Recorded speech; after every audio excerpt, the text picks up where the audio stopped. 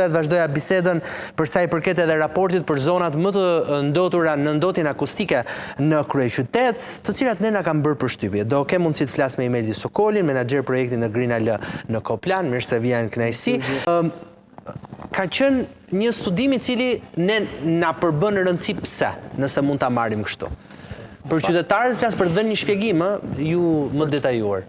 Ideja është që ky projekt fakt është një projekt ose iniciativë ka hershme e organizatës ku unë punoj, Koplan, Instituti për Zhvillimin e Habitatit. Më parë është financuar nga si projekt pra për matjen e cilësisë së ajrit dhe të nivelit të zhurmave, është financuar nga Bashkimi Evropian, tashmë financohet nga Agjencia Ndërkombëtare Suedeze për Bashkëpunim dhe Zhvillim.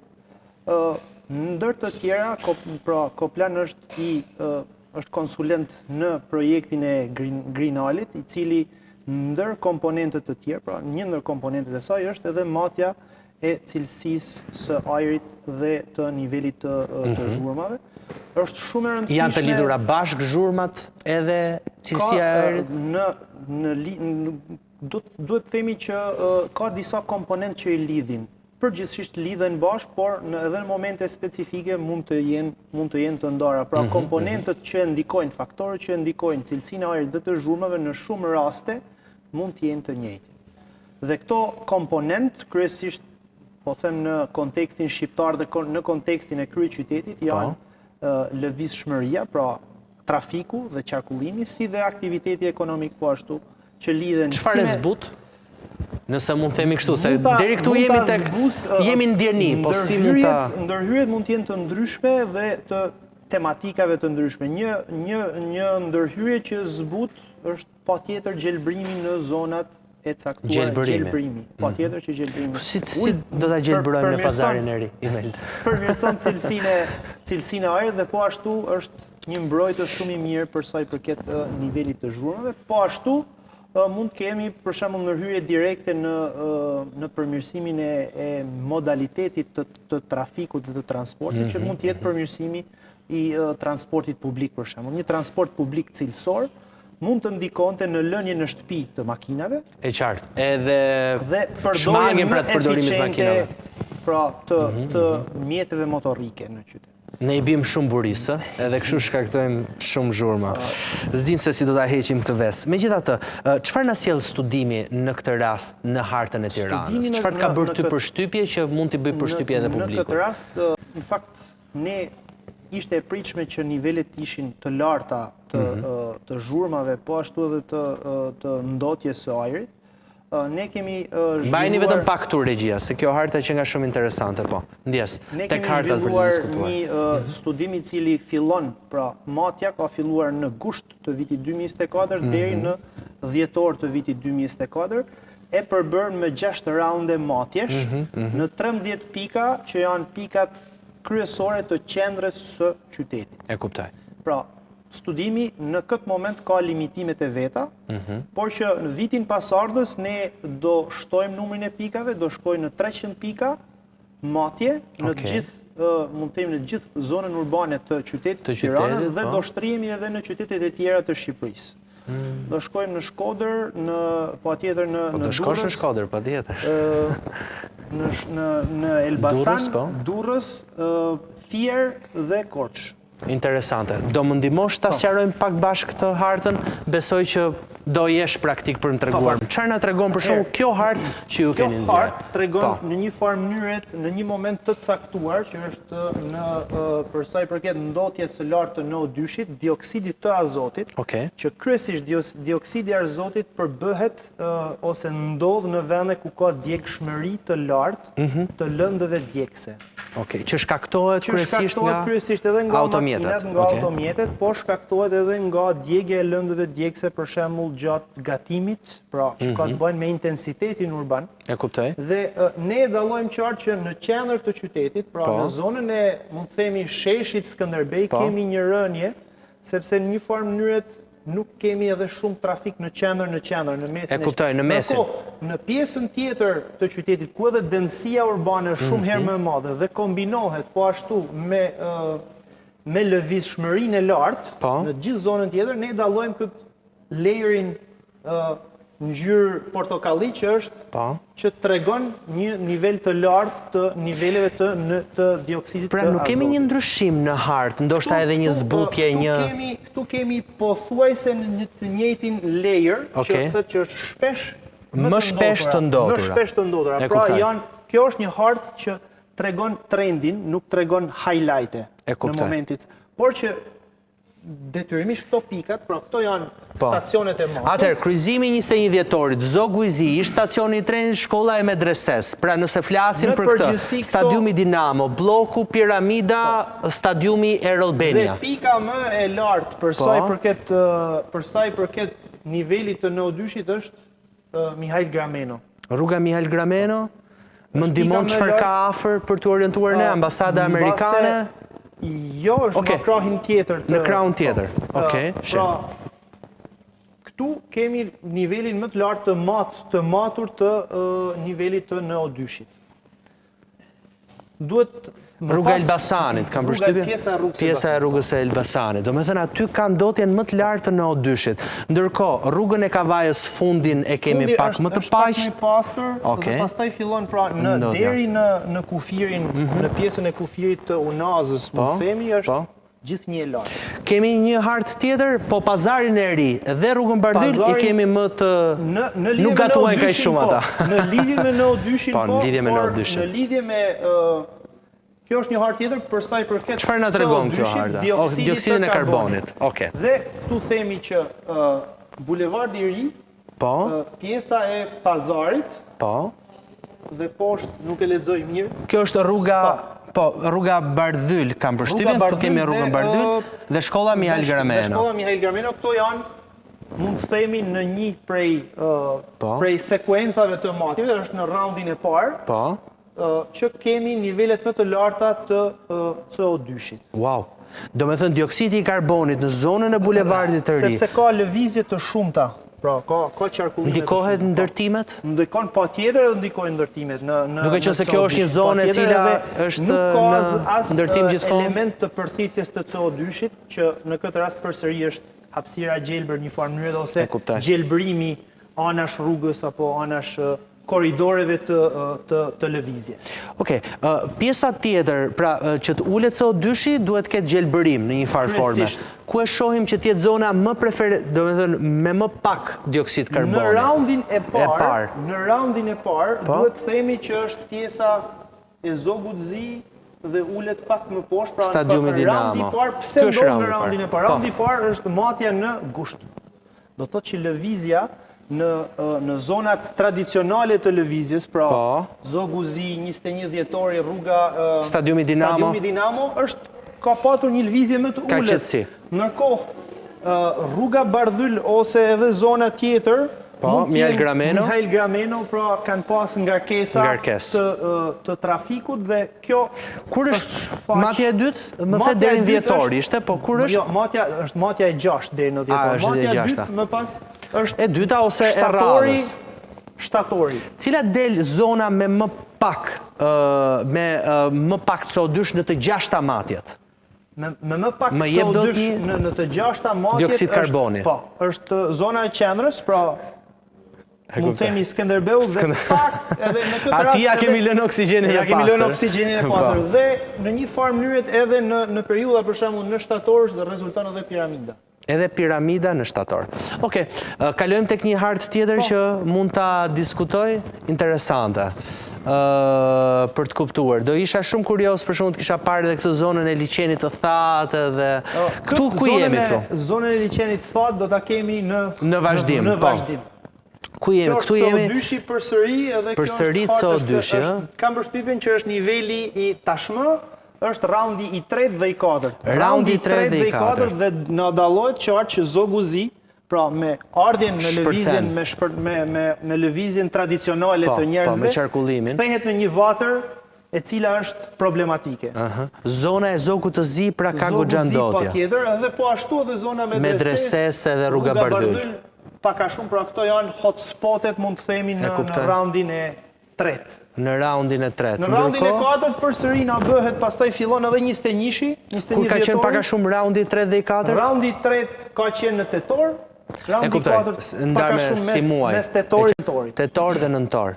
Dhe kemi më pas këtë pjesën tjetër kur kemi... Raundi tjetër, dhe këtu kemi stadiumin Dinamo, pastaj që përsëri hyn dhe duhet shpjegojmë diçka. Matjet janë bërë në 2 fasha kohore.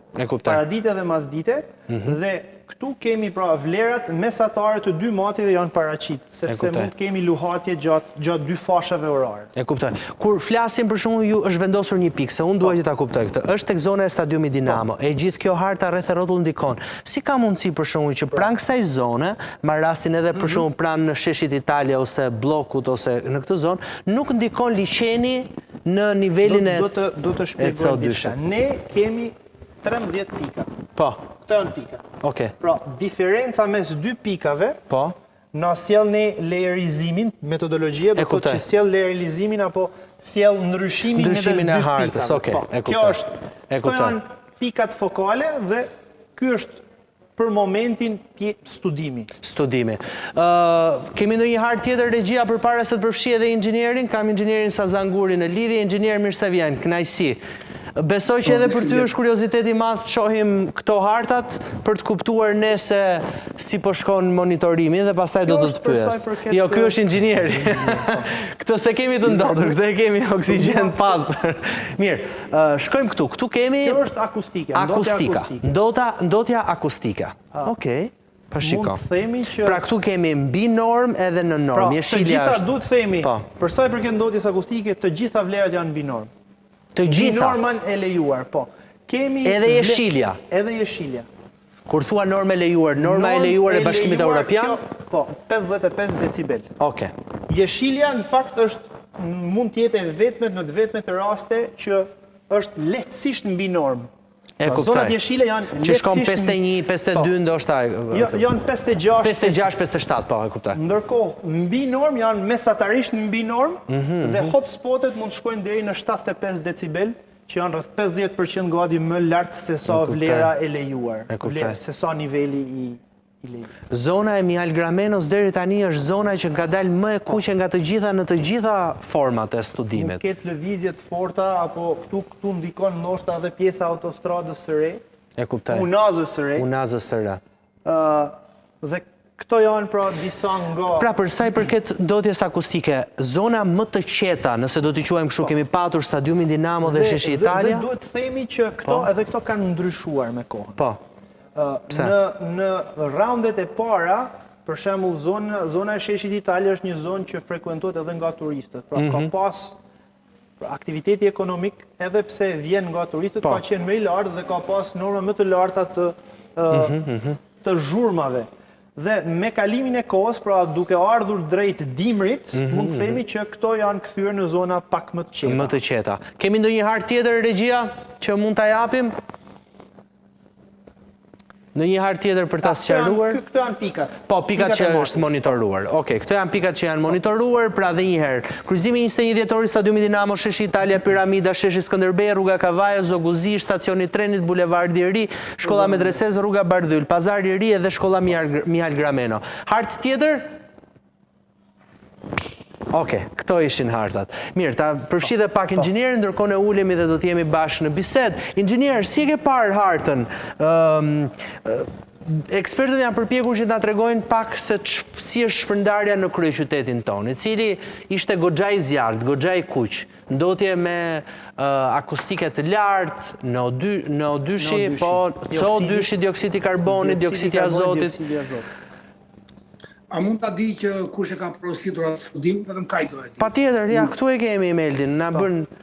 Atëherë, studimi është zhvilluar nga instituti, mund të themi në kuadër të projektit të Greenali. Greenali ndër komponentët e tjerë ka edhe mund të themi matjen e cilësisë së ajrit dhe të zhurmave në kuadër të një metodologjie alternative, duhet të thënë. Metodologjia alternative duhet të thënë që ne kemi në dispozicion 2 pika statike dhe këto stacionet janë stacionet të matura me aparatura të lëvizshme normalisht në kushtet teknike që jep edhe metodologjia e matjes së cilësisë së ajrit dhe të zhurmave. Nuk e di nëse e kam inxhinierin, Dhe ndërkohë regjia më bën gati sepse duhet kemi lidhje përsëri me Enkeledën edhe me Ardidin për sa i përket listave. Green Albania, një projekti juaj... Inxhinier, ndalemi pak tek shifrat, të lutem, se ti e di që sot e kam ditën shumë të ngjeshur, po. Dua ta di, vetëm të pyetem. Ku do të thënë Green Albania, porosi nga kompania juaj, nga dua ta di pra, ndryshe nuk kam çfarë bëj. Projekti është i zhvilluar në kuadër të projektit Greenal dhe projekti Greenal është një konsorcium midis Institutit Koplan për zhvillimin e habitatit Vis Albania dhe Institutit Kozov. Dhe e kuptoj.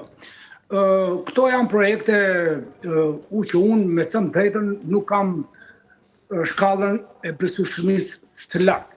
E para një që nga 2015 deri para 2024, siç e tha dhe kolegu aty, po i quaj kolegë, nuk njihem, por nuk ka problem, nuk e kryer matje në Tiranë.